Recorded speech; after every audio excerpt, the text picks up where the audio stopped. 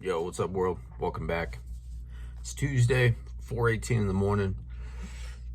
I was going to do a video answering somebody's question, 3 questions yesterday, but today I'm going to do something a little bit different. Still trying to figure out how I want to do the other video because I already addressed these questions, but they were kind of like scattered throughout my channel. So I'll work on that today. I might post it today. But today, I'm going to be speaking on, I guess, my reintegration into society, after getting released. I only did a year, when I was locked up, but it still felt kind of weird because when you're away, when you're confined, when you're locked up, for a certain amount of time, and you develop a whole new routine, you're in a small community. That's basically what prison is like. It's its own community. You're confined, into some walls, and you can't do anything about it. I had a little outside job Monday through Friday, so that was cool, right? I still got to interact with the public, so that was really cool. But when I got released and put back into society, that felt still felt weird, right? It still felt weird. I still had the the prison mentality, the prison mind state, the prison mannerisms, overall the inmate way of life. And one of the things that stands out is maybe a day or two after I got out, I went to a grocery store, and I was just looking for something to eat as far as like breakfast and stuff like that. So I haven't had cereal in a while. And this may sound kind of weird, right? You would think when you're away so long, you go to a grocery store, it'd be like a free for all. But for me, man, all of that was overwhelming. I was too used to eating like a certain amount of food, eating the same trays, every month. And when I got placed into a grocery store, all of that was overwhelming. I remember looking for some cereal, went down the cereal aisle, tons of options, right? Tons of options. It was so hard to choose what cereal I wanted. Everything was so overwhelming. There were like some new cereals out there. It was so weird, man. I was like right in the middle of the aisle, just looking to my left, looking to my right. It was weird, man. Like it just felt weird, and I couldn't make up my mind. So, I just grabbed like the nearest thing. I forgot which one it was, but I just grabbed it and said, let's go. It was so weird. I can't explain it, right? It almost felt uncomfortable how weird it was, really.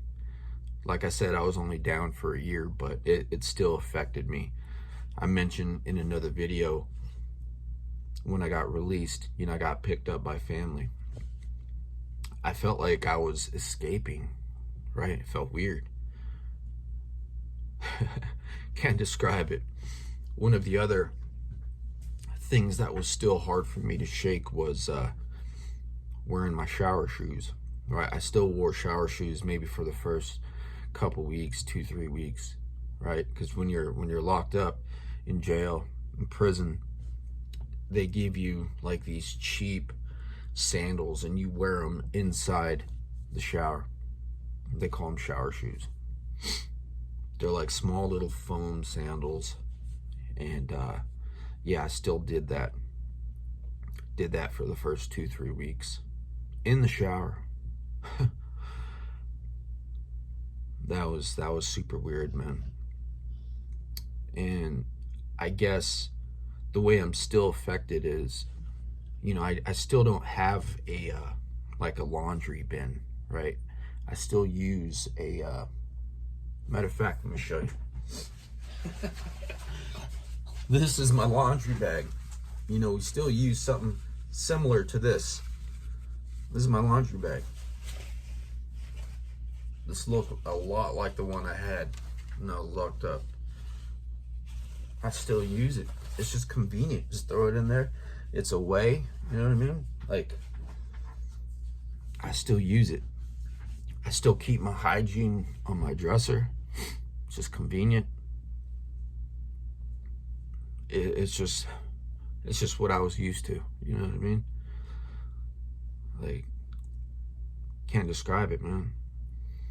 One of also, I guess, lastly, one of the things that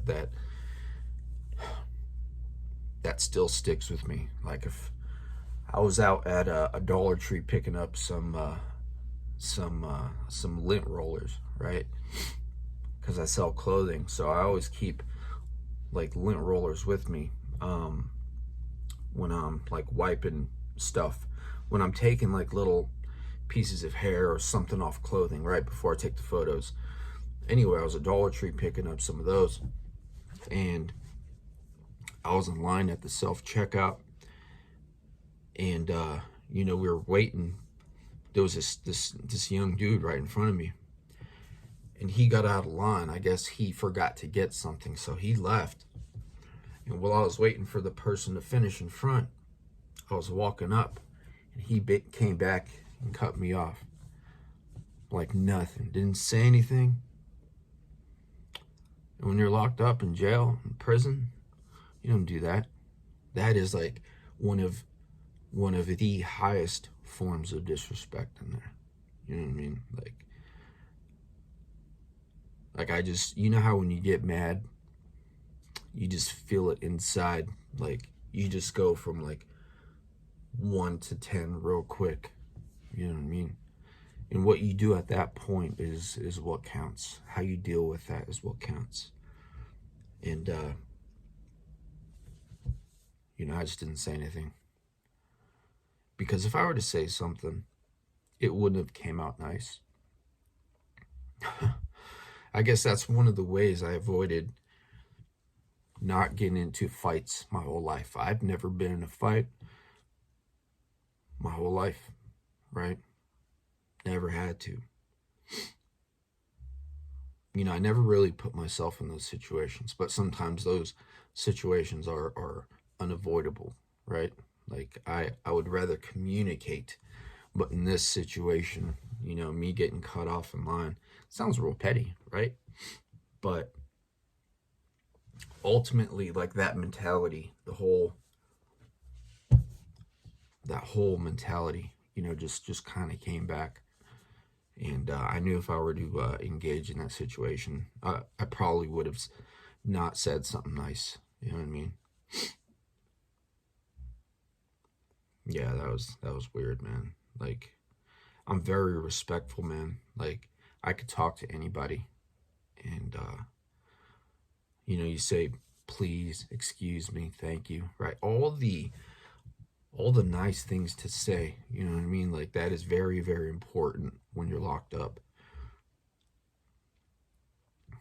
So to sum it up, man, like I know there's people out there, you know, they're down, locked up for a long time, but you know, I'm just thankful I only did a year.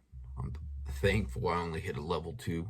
You know, I'm not fronting like I'm some hardened inmate on a level 4. Like, nah, no, no. There's no reason to show off like that.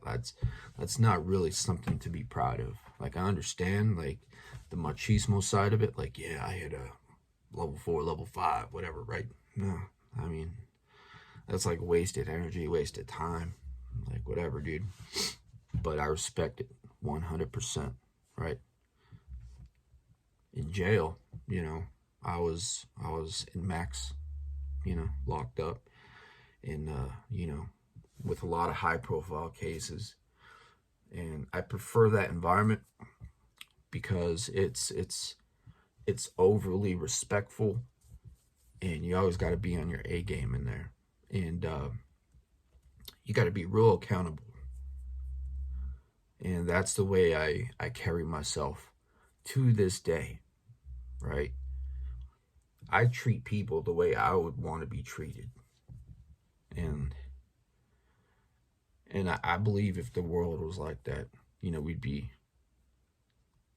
better off. You know, treat people the way you would like to be treated. And man, I'm surprised I never really touched on this topic, man. It's just like recovery, right? It's an ongoing process that we always have to stay on top of. You know, we all recover differently. Early on, you know, I went to meetings, stuff like that, but nowadays, like doing this YouTube, I just ultimately do it for two reasons. It's a form of therapy. That's the first reason, right? I like being involved this way. Whatever comes out in these videos comes out.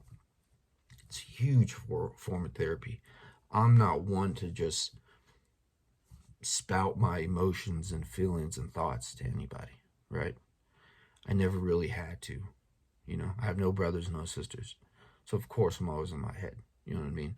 So coming on here, just sitting down, hitting record, that does wonders for me, man. Like, it's just so fun. I'm sure there's a lot of people out there that would love to do this. Why not do it? Just, if you have a story,